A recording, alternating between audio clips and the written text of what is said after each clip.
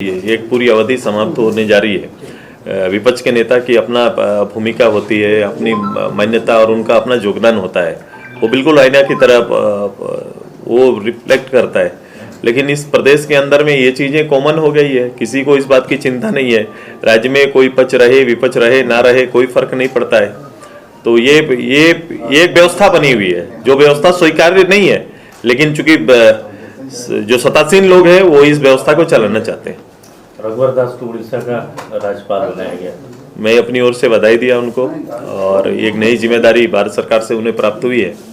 अब जगन्नाथ जी के शरण में वो और वहाँ से लीड करेंगे, तो मेरे पूरा उम्मीद है कि जो वो उनको जितना अनुभव है राजनीति का, जितना समय उन्होंने राजनीति में बिताया है, इस पद में भी जाकर कहीं ना कहीं उड़ीसा के लोगों के लिए वो कारगर होंगे।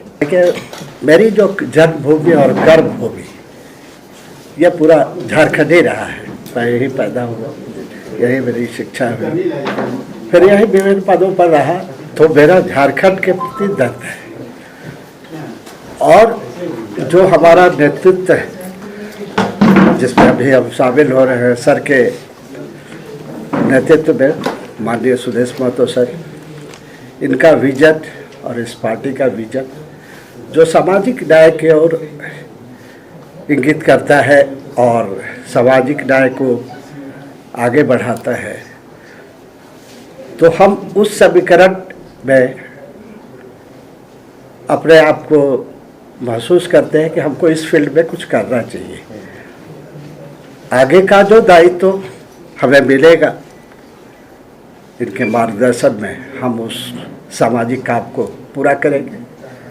जो प्रशासनिक काम था वो तो हमारा काफ़ी पहले, पूर्व ही 2-3 साल पहले समाप्त हो गया, लेकिन अभी समाज के लिए काम करने का वक्त है और उसमें हम सक्षम हैं कि हम उस काम को कर सकते हैं, राज्य को आगे बढ़ाने में अपना योगदान दे सकते हैं। आंसू से जो लगाव है, ये जो आंसू पार्टी है या सर्व समाज पार्टी है, आपने ध्यान दिया होगा कि ये सारे लोगों को साथ लेके चलते हैं। तो इसलिए इस पार्टी को मेरा किसी खास वर्ग के लिए नहीं, सारे लोग, इसलिए मेरा लगाव इस पार्टी के साथ। दिनों में पार्टी का कुनबा लगातार बढ़ते जा रहा है। कई प्रशासनिक सेवा के अधिकारी आपके पार्टी से जुड़ रहे हैं, अल्पसंख्यक समाज के लोग भी जुड़ रहे हैं। मैं आज नवरात्रा के मुहूर्त पर मैं ब्रजमोहन बाबू का संगठन में, पार्टी में हार्दिक स्वागत करता हूं। एक लंबे समय तक प्रशासनिक सेवा में काम करने के बाद सार्वजनिक रूप से इस राज्य में यहाँ के लोगों के हित में अपना योगदान सुनिश्चित करने के लिए प्लेटफॉर्म आजसू को चुना है, इसलिए इनको अपनी ओर से बधाई देते हैं। चूँकि रिटायरमेंट के बाद का जीवन बिल्कुल लोग बदल जाता है, तो ये अनुभव को लेकर लोगों तक जाना चाहते हैं। तो एक बड़ा सामाजिक चेहरा के रूप में ये निश्चित रूप से आगे इस राज्य की सेवा करेंगे, ऐसी मेरी शुभकामनाएं इनके साथ है।